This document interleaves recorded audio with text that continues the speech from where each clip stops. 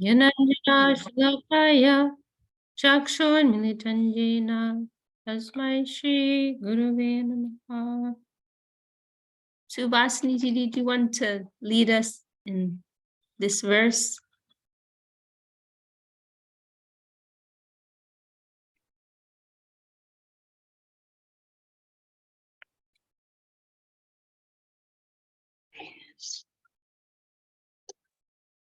Okay, it's 19, verse number 19. Okay. Tatvani purvarudhane karanani parasparam samavaya prayogacha vibhinani pritak pritak chichakya sajjamanota bhagavan adipurushaha yojayan mayaya devo yoganidram akalpayat. Okay, translation. Prior to their amalgamation, the five predominant material elements remained in their crude state, separate in different forms. At this point, the process of combining them had not yet ensued. By associating with his divine potency, the primeval personality of Godhead, Mahavishnu, moved Maya and united those separate elements by his process of amalgamating or harmonizing them, and executed the creation of the material world. And he remained absorbed in Yoga Nidra, which is his consorthood with his divine potency. Okay. So, purport. Maya dakshena prakriti suyate sacharacharam. All moving and non-moving beings are created by Mother Nature according to my direction. The purport of this statement in Sri Gita is as follows. Initially, Maya, the shadow of the Chit potency or divine potency, was inactive. Also, the elements of her expanse of ingredients that would form the efficient cause of creation were separate and unamalgamated. By Krishna's will, that is, by the agency of the power of Mahavishnu, the instrumental and efficient parts of Maya were united, and the effect in the form of the material world was manifest. Despite that, throughout that entire function, the Supreme Lord himself remained united with his divine potency, Yoga Nidra. The word Yoga Nidra or Yoga Maya should be understood as follows. The nature of the divine potency is illuminating or revelatory, while the nature of her shadow potency is to manifest the darkness of mundane ignorance. When Krishna wishes to illuminate or reveal something in the affairs of the material world of darkness, he executes the task by contacting Yoga, the inert shadow of Maya, with the superpower of his divine potency. And this is the constitution of Yoga Maya. Herein are two connotations, the Vaikuntha connotation and the worldly ignorant connotation. Krishna's plenary expansions, Swamsa, and those of his separated particles or souls, Vibhinamsa Jivas, that are completely pure, experience the Vaikuntha connotation in that revelation, while the materially conditioned souls feel a mundane, ignorant connotation. A screen veils the spiritual experience in the perceptual faculties of the materially conditioned souls. And this screen goes by the name Yoga Nidra. This is also the influence of the potency of the Supreme Lord. This principle will be dealt with more elaborately later.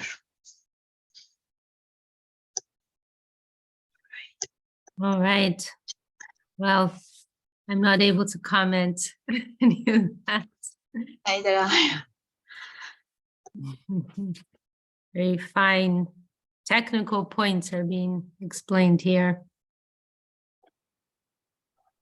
I'm going to move on to the next verse if anyone else wants to make any comment. And welcome, I see Giridhari Prabhu and also Jayadev have joined us. Okay, I'm going to go or Dulal Prabhu, do you want to read verse 20 for us? Sure, thank you, Didi. Yoja itva tutani eva pravivesha svayam guham pravishte tamims tu jivatma pratibhudyate. Translation. Amalgamating all of those disjointed elements, he manifested endless mundane universes and personally entered into the guha. That is, he entered the inner region of the aggregate of universal forms. At that time, the jivas who slept at the cataclysm were awakened. And the purport. The word guha has been given many interpretations in the scriptures. In certain places, the unmanifest pastimes of the Lord have been referred to as guha. And elsewhere, the place of location of the individual supersoul of each universe has been referred to as guha. Also, in many places, the innermost recess of each jiva's heart has been called guha. The basic point is that any place that is unrevealed to the general observer is known as guha.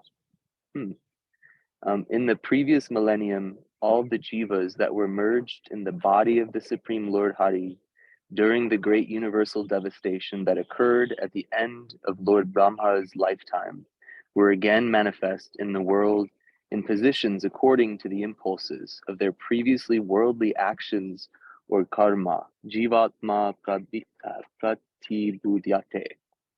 20. Wow. Quite fascinating, isn't it? I don't know if there's much to say. It's quite self-explanatory, but it's very interesting to hear this movement at the creation. And so I believe, this he is being mentioned here is referring to the second of these Purusha avatars, right? There's in the previous verse, we're hearing about Mahavishnu, who's sometimes described as the super soul of the sum total of the material existence. And then he expands into this Garbhodakashai Vishnu, entering into each and every individual universal system. So it seems like that is who is being referred to in this verse. And it's such a powerful image, isn't it, to think of these souls, right? Because there's always this cycle going on, right? And at the time of the universal devastation, then there's this kind of, sleep is the word that's used here, right? Everyone's kind of like, they're frozen, kind of. It's like kind of like they're frozen in time. And then at the time of the new creation, then they're picking up from where they left off. And that's quite a fascinating thing to contemplate. Jayadev, you look like you have something to say. Okay. Do you want to read the next verse for us? Sure. That's why I put my camera on. I figured I was going to be up in line at some point soon. So just getting ready here. What are we, 21? Yeah, 21. Sanityo nitya sambandha prakritischa paraivasa. Translation. The jiva is eternal and has an eternal relationship with the Lord for beginningless and endless time. He is of the superior or transcendental energy. Purport. As there is a perpetual relationship between the sun and its rays of effulgence, the Supreme Lord and the jivas similarly have an eternal relationship. The jivas are atomic particles of his rays of consciousness or divine potency, and thus they are not temporary, like any mundane substance. Being particles of the rays of his effulgence, they have inherited a minute proportion of Krishna's qualities. Therefore, the jiva is an embodiment of perception, the perceiver, egoism, the enjoyer, the thinker, and the doer. The mutual distinction between Krishna and the jiva is that Krishna is almighty, while the jiva is atomic. Their eternal relationship is that the jiva is the eternal servitor of the Supreme Lord, and the Lord is his eternal master. The jiva is also endowed with ample eligibility in respect to rasa, or a divine ecstatic relationship with the Lord. The statement of Sri Gita, aparayam itastvanyam prakritim vidime param, informs us that the jivas are Krishna's superior or transcendental energy. All the qualities of the pure soul are transcendental to the 8 material qualities of ego, etc. Therefore, the jiva potency, despite the minuteness of its magnitude, is constitutionally superior to illusion or maya. Another name of the jiva potency is the tatastha shakti, or marginal potency, being that he is located on the line of demarcation between the plane of maya and divinity. Due to his minuteness, he is prone to be captivated by illusion. But when he remains submissive to Krishna, the master of maya, he is no longer susceptible to the thraldom of maya. The conditioned soul who is captivated by maya since time immemorial must undergo worldly tribulation and sorrow and be reborn again and again. Sounds like story of our lives. Huh? It's all there in a nutshell. There's maybe someone here can remember. There's this is it the Isha Upanishad? I think one of the Upanishads. There's this expression, Chaitana, Chaitananam, or Nitya, Nityan, where it's described. It's a well-known quote. It's saying that it's describing this relationship between the Lord and the jiva souls, the atomic spiritual, particle souls, as it's mentioned here, and how there's this wonderful relationship, right? That he is out of all eternal beings, he is the supreme eternal being. Out of all conscious beings, he is the supreme conscious beings. And so it's kind of like there's this atomic blueprint, right? That like we've been designed in it's mentioned in the Bible too, right? And God designed man in his own image, right? Something like that. So this is, so as it says here, we've inherited a minute proportion of Krishna's qualities. The jiva is an embodiment of perception, the perceiver, egoism, the enjoyer, the thinker, and the doer. And it just makes so much sense, right? And this is why, atheism, whenever, it just, to me, is not even a discussion. We are consciousness, right? So our source must be consciousness of a superior nature. It is so natural. So I don't have anything special to say, just reflecting on those things that are mentioned here. And it is this smallness of us, right, that puts us in a vulnerable position, that on the upside, we can become overwhelmed by this wonderful, beautiful spiritual energy. our Gurudev, he mentioned once the Jiva souls are very fortunate because they can swim in the ocean of Krishna's wonderful qualities. Oh, he said because they're so small. Sorry, I missed that. That was the key words. Jivas are so fortunate because they're so small. They can swim in the ocean and we can drown in the ocean of Krishna's sweetness, But then the downside is that there's that susceptibility to be overwhelmed by the lower energy. It is such a curious thing, right? That the material energy is actually constitutionally inferior, right? But it is also greater and more powerful.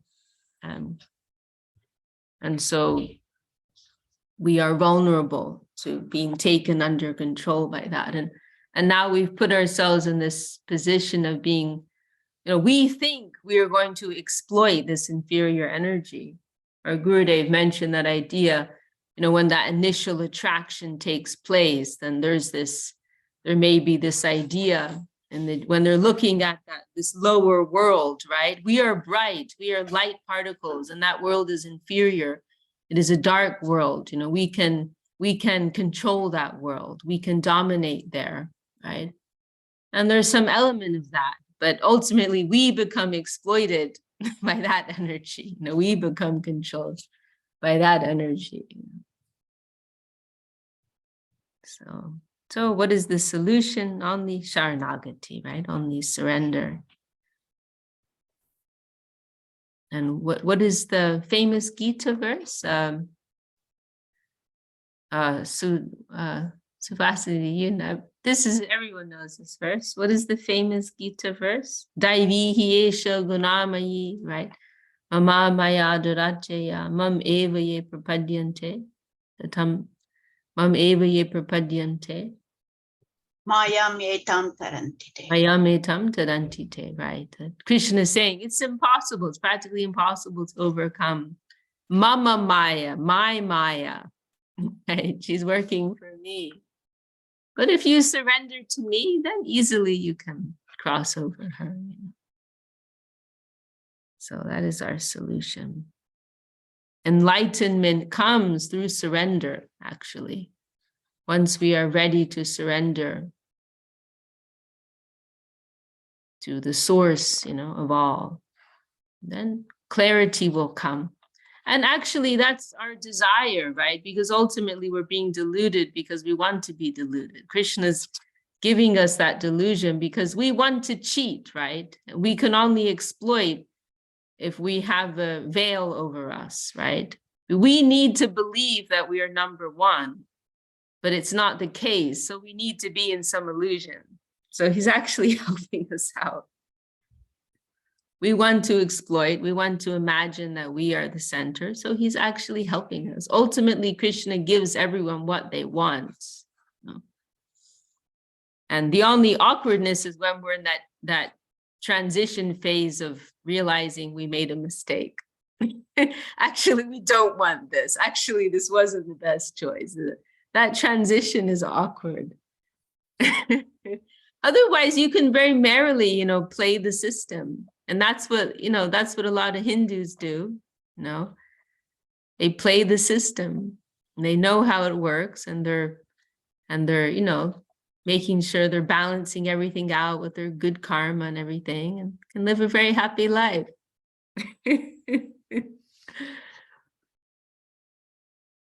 But in comparison with what is our real birthright and what is the prospect of the soul and its highest attainment, it is all like garbage, whatever can be attained in connection with this gross physical world.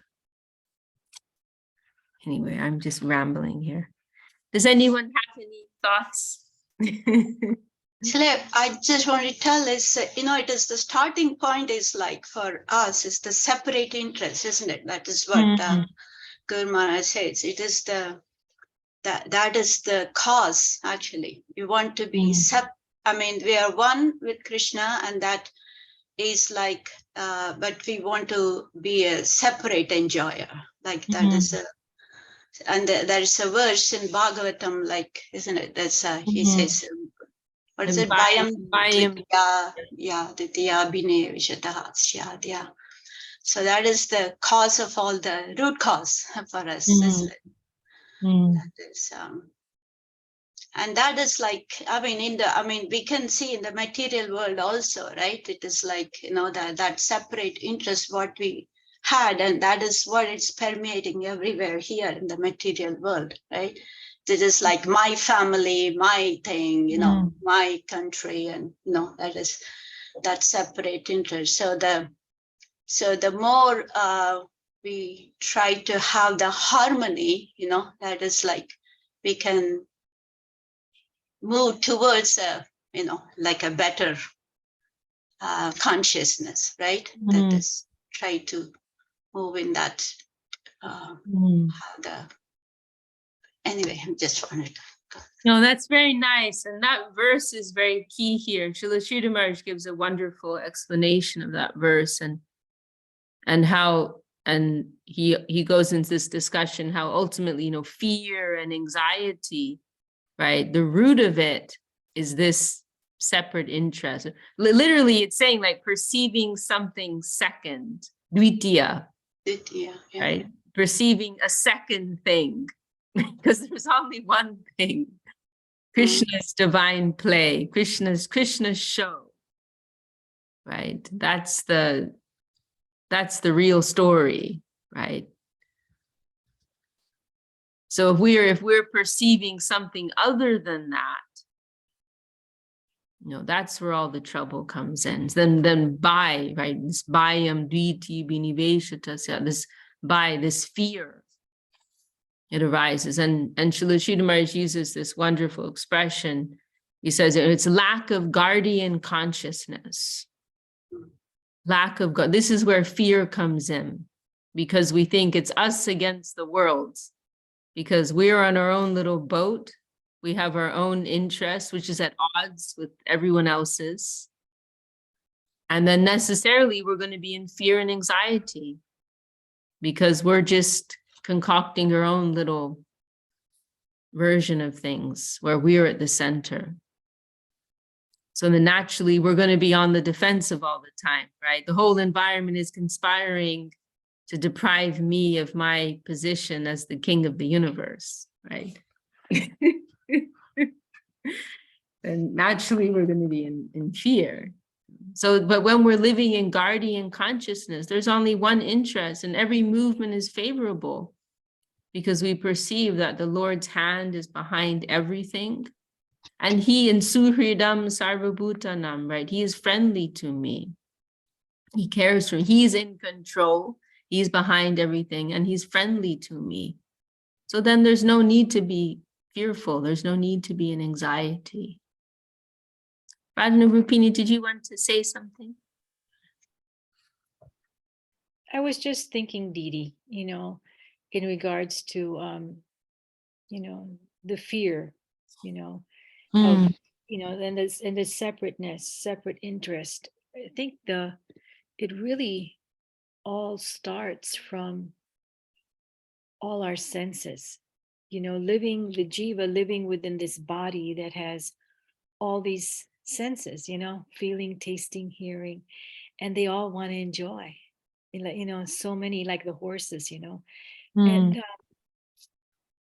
it's really, there's no way to escape it. It's like the tar baby, it's just it's very difficult to escape that. And the only way, like we just said, to go beyond what we're living in, these senses, is to engage each sense in Krishna's service as much as we can on a daily basis. And with time, it will come to us that really I'm not this body. Really I'm the spirit soul.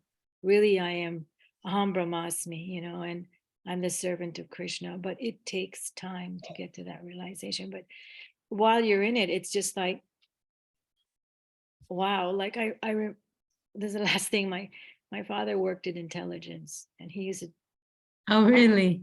Yeah, he was chief of intelligence. Wow. And he would tell us all kinds of his children, all kinds of things. But one of the things one time we asked him about torture. Yeah. And he said torture means cutting off all sense pleasure. Like that's the greatest torture that it would happen sometimes. My dad wouldn't do it, but he worse in World War II also. So he would tell us a horrendous about war and torture. But so when I came to Krishna consciousness and I heard about like cutting off the senses, I said, hey, wait a minute, that's like what my dad said, torture. But the thing is actually we're not cutting off our senses, we're using them for good. And that is the big difference, because we can never cut them off. It's torture. We'll go crazy. But we use it in Krishna's service, and then and our spiritual master's service and the Vaishnav service, and one day we will come to that realization, I'm not this body. I'm hoping. Yishikesha Hishikena Sevanam Bhaktir Uchyate. This is mentioned in one of Rupa Goswami's definitions of pure devotion, to engage all the senses in the service of the Lord of the senses, the master of the senses. This is a point which is so wonderful and holistic about Krishna consciousness, the practice of devotion, that, as you said, nothing is to be cut off, but it is only to be properly engaged, properly utilized. I mean, in a lot of things in society, when they say, oh, let's change the planet by all being vegans, and actually they, you have to start with yourself. Or a lot of people go, it's the man in the mirror, Michael Jackson's in the man in the mirror. You gotta, you can't change everything until you change yourself first. Not happening. Anyway, sorry. No, thank you so much. That was really nice, Dee. Thank you for sharing. Well, maybe we'll ask you, Hari Prabhu, to lead us in the next verse. Yeah, sure. So verse 22. I think so. Evam sarvatma sambaram nadyam padam harer abut tatra brahma bavad bhuyas chaturvedi chaturmukha. Translation: the lotus that appears from the navel of Vishnu is linked in the relativity of all souls. Four-headed Brahma, the knower of the four Vedas, takes his birth within that lotus. Report: that lotus, which is the residence of the aggregate jivas, appears from the Purusha omnipresent within the universal forms. The personification of worldly pleasure, four-headed Brahma, is born from the original Brahma, Hiranyagarbha, who represents the aggregate jivas and conditioned bodily existence. Thus, the position of Lord Brahma is elucidated as a god of delegated power. He similarly has the property of being a part of Krishna as a separated portion, Vibhinamsa.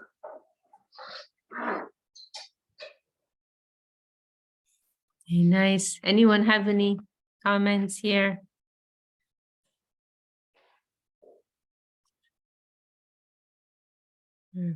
Radhana Rupini, do you want to? Oh, Prabhu, were you about to say something? You Hari Prabhu. I don't have a book, Didi. Oh, you don't have a book. Okay. Okay, I'll read this next one then. So verse 23. Sanjato Bhagavat Shakya Tatkalam Gila Choditaha Shishikshayam Matim Chakre Purva Samskara Samskritam Tadarsha Kevalam Dvantam Nanyat Kim Api Sarvataha. Translation: upon his birth, Lord Brahma, directed by the potency of the Supreme Lord, contemplated the matter of creation according to the tendencies shaped by his previous lives, Purva Samskar, but he could see nothing but darkness in all directions. Purport. Lord Brahma's attempt to create is only the result of impulses shaped by his previous situations. Every jiva accrues a nature and personality according to such a process, and by dint of that nature, the jiva's attempts take shape.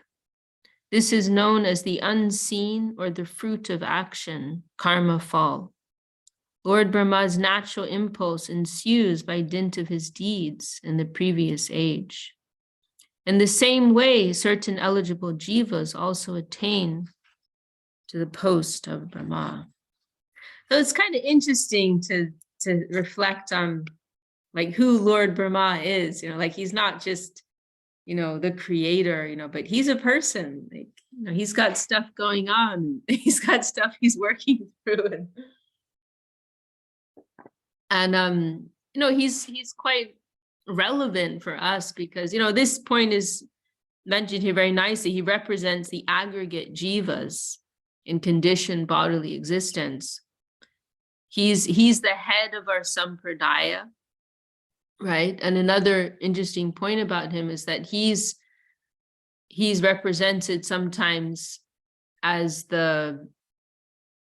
what's the word? Like the example of karma mishra bhakti, devotion mixed with desires, with mundane desires. He represents like the highest point of that type of devotion. And this is mentioned in Brihad Bhagavatamrita. And it's also something that is discussed further in the last verses of this text we're going through. And so that's also quite relevant for us because that's pretty much where we all are, right?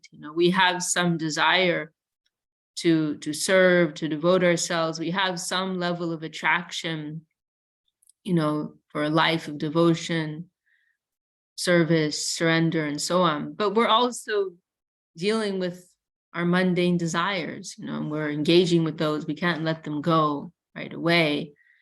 And so Lord Brahma is actually a very nice example for us, and this is something as I said, is discussed more in the last verses of Brahma-samhita. How do we, people often ask, like, how do we balance, right? Lord Brahma's, he's the creator, like he's got a job. He's got a day job. He's got a desk job. And he's also a devotee of Krishna. He's got family to take care of. He's got bills to pay. He's got people to manage, he's got work problems and so on. But he's also a devotee of Krishna, so he's like someone that many of us could identify with, that we have that side of our lives. We have to deal with the mundane world, but we also want to serve. We want to progress in the line of devotion. And so Lord Brahma, he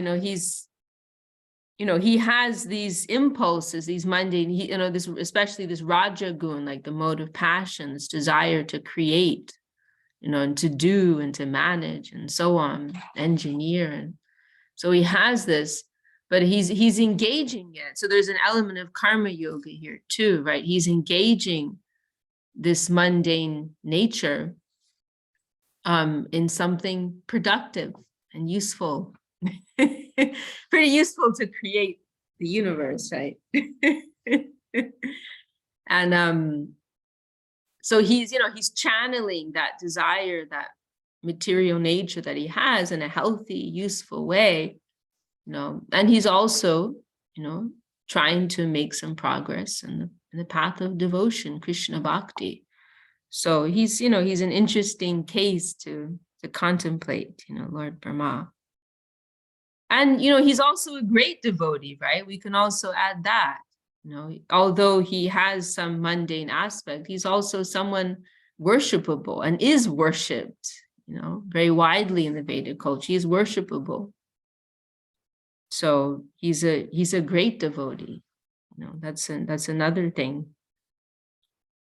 And we also can celebrate, someone's devotional nature, even though they may have some mundane aspect there. we can gain so much from appreciating their devotion. So just some thoughts that come to mind on Lord Brahma. And then these prayers which are coming up, what kind of devotion does he have? And what type of revelation comes to him as a result of that? This revelation of Krishna's beauty and this extreme clarity that we're going to hear from him, as to like what is the nature of the running of the universe, and what is the whole structure and hierarchy and everything in the spiritual world and the mundane world, and how everyone is placed, who all the characters are and what their roles are. He has this extreme clarity on all of that. So what type of grace has he received in order to be able to receive that and then share that, reveal that? But most striking is the beauty that he comes in touch with this in his meditation on Krishna. Some of these verses, they're just so heart-capturing. It's describing such extreme beauty. Okay, well, anyone else have any comments, or should we read another verse?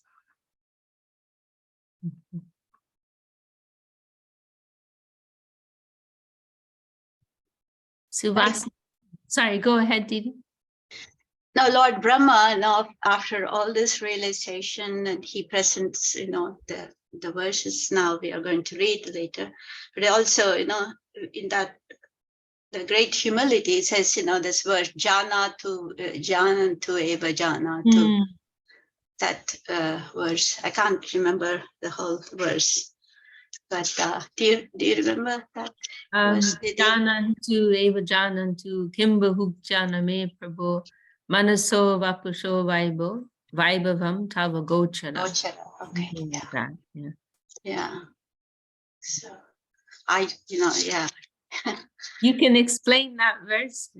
Well, I don't know. Maybe you can explain that better, I think. Oh, I don't actually, I was just, thinking about that, but still he says, I don't know, about Krishna. People can say, they know Krishna, but he says, I don't know, so John. So I don't know the whole verse. He's saying in that verse, though, whoever wants to say that they know Krishna, let them say so. But as far as I am concerned, mentally, verbally, bodily, I cannot reach you in any way like that.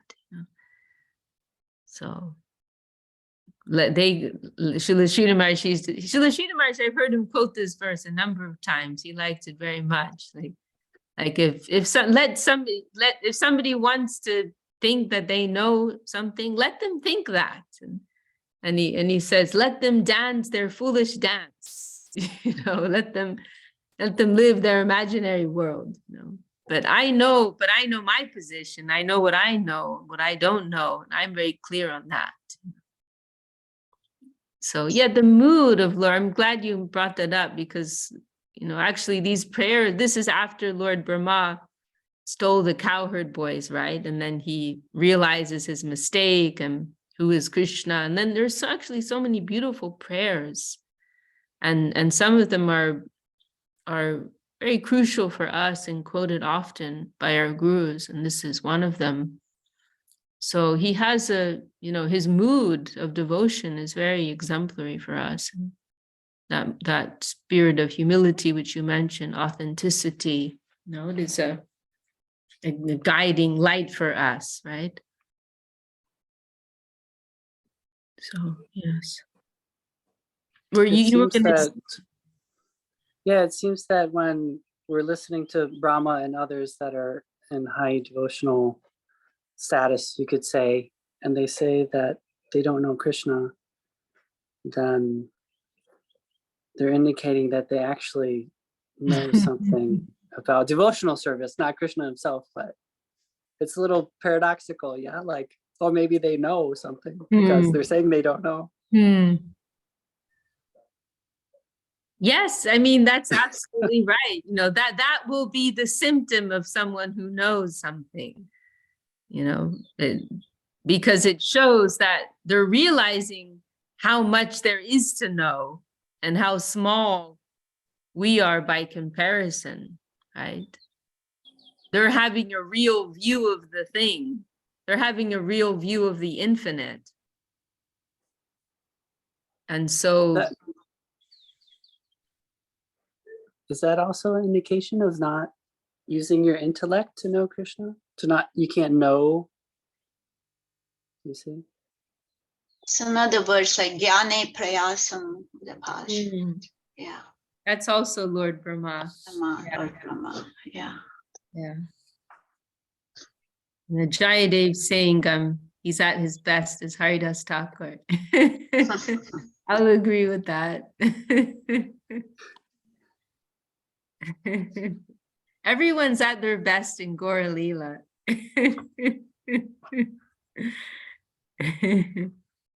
But sorry, Giridhari, please continue. You were saying something. No, that's it. Just an observation. Mm-hmm. When they say they don't know, then I can't believe them, sort of. Well, it's a flag. It's a marker. Oh, that means they do know something. Right. And then you know that they do know. And conversely, if they say they do know, then you know they don't know. This is true, right? They know.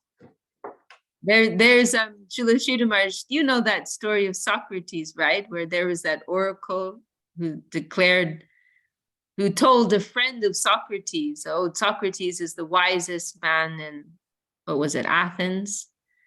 And so his friend came back and told Socrates, oh, this oracle said this. And Socrates said, what? No, that's ridiculous. I'll prove it. And so he went out and he interviewed all the supposedly, great thinkers in the city. And then he came back to his friend. He said, actually, the oracle is right. And he said, because all these people who I've just, interviewed, they think that they know something. They think that they're great, but actually they don't know anything. But I on the other hand, I don't know anything, but I know that I don't know anything. I realize my insignificance. Then that means I know a lot more than them. I have a clear view of the thing. So yes, the more that we are really approaching the infinite, the more we'll feel, oh, we're nowhere. Mahaprabhu himself, he's saying, na prema gandos di drapi me haro, right? And I don't even have a scent of the thing. I don't have a touch of divine love. So then we can understand, oh, this person knows what they're talking about. This person is dealing with the real thing. This is a symptom of someone who's dealing with the real thing, that I'm lost, I'm nowhere, I don't have a touch of it. But at the same time, there's that one is compelled to continue seeking. One won't say, oh, we'll just forget it, there's no hope, No, one will simultaneously be compelled to go deeper and deeper into it. That horizon is always extending. I'm hearing the beautiful birds there, Giridhari Prabhu. Right. It's loves it. Where's that coming from? It's beautiful in our ashram in Texas. Very nice. That segues nicely to what you said before about being lost because we're so minute in an ocean of, Gurudev said, oh, there's an ocean of nectar and we can be like lost in that. And we're surrounded by it and we're searching for it. But at the same time, we're in it. So we don't think we have it. Where is it? It's all around us.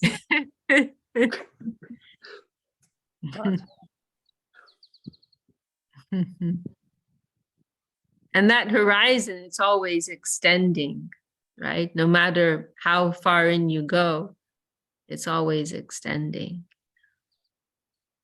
The ceiling's always raising because it is the infinite. Even Krishna, we as we were discussing yesterday, right? Even Krishna, he's confounded. He's bewildered by this. He's exploring this. He's engaged in Krishna Anusandhan, the search for Shri Krishna.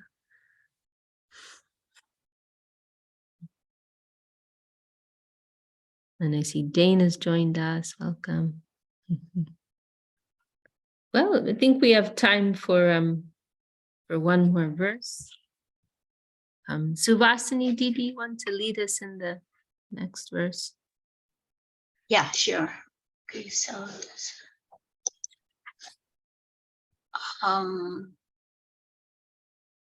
okay, so this is verse number 24, right? Yeah.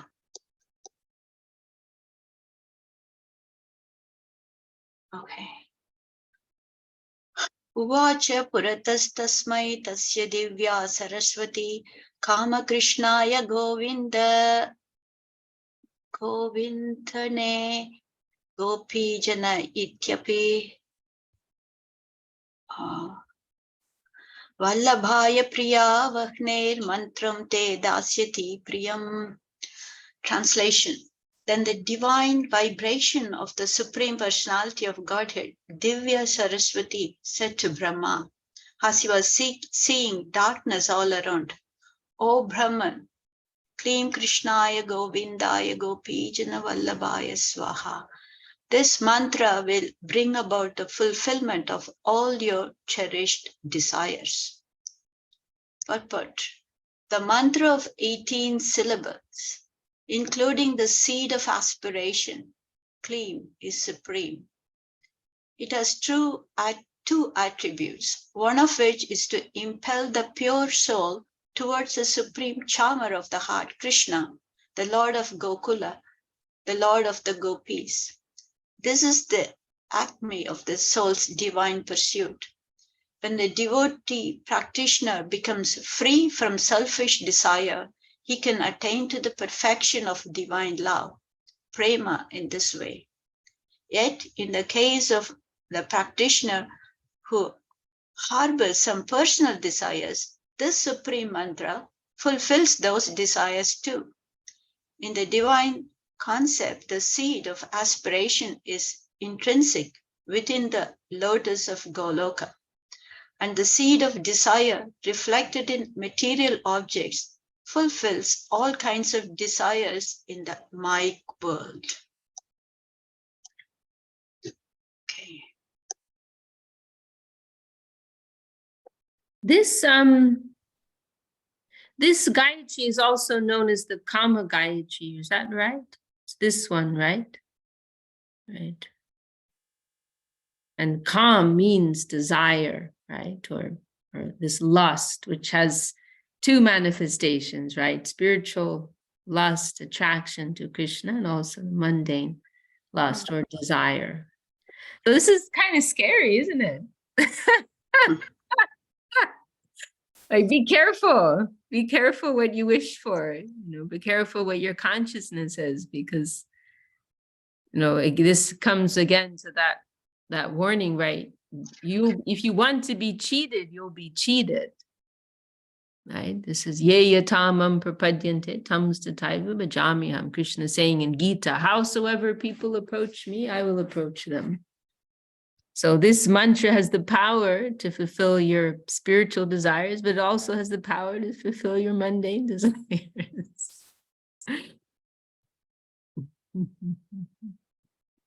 And Srila Bhaktivinoda Thakur also discusses this in one place in regards to the chanting of the Maha Mantra. How this chanting the Maha Mantra with mundane desires, that can be considered a type of namaparad, right? Offensive chanting. But at the same time, it actually has, because the name has some potency, even this offensive chanting has power, and it has the power to fulfill your mundane desires, right? Which is quite funny, because someone in more material consciousness will be quite pleased about that. Like, oh, I got the new car I wanted, I got the pay rise or whatever, but that may actually just be a result of your offensive chanting. So again, it's like Krishna gives you what you want, right?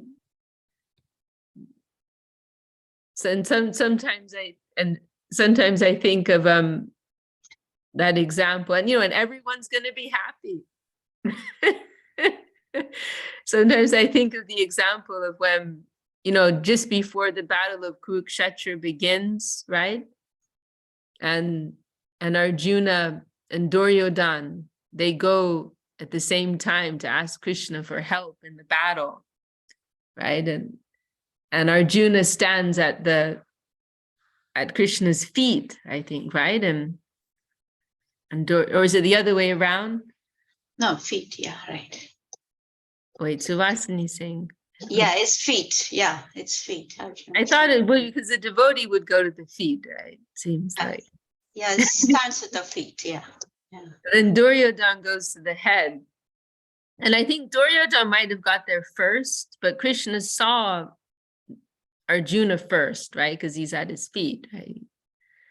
And so Krishna says, okay, I'll give Arjuna, they're both coming to ask for Krishna's help in the battle. So Krishna says, well, I saw Arjuna first, I'll give him the first choice. And Krishna also clarifies, he says, I won't personally fight. So he says, I'll give my army to one of you, and I will personally assist one of you, but I won't fight myself. And so Arjuna gets the first pick, and Duryodhana's thinking, oh, I'm going to get the worst end of the bargain. But Arjuna says, Krishna, I don't want your army. I just want you. And I don't mind if you're not fighting. I just want you by my side. Want your friendship and support. And so Duryodhana's very happy. Oh, great. And I get the army. And, so Duryodhana thinks Arjuna's an idiot. And Arjuna's thinking something similar about it. So they're both happy, right? Krishna has the friendship of the Supreme Lord, and Duryodhana's got the manpower, right? They're both happy. So it's like that, Krishna will give us what we want.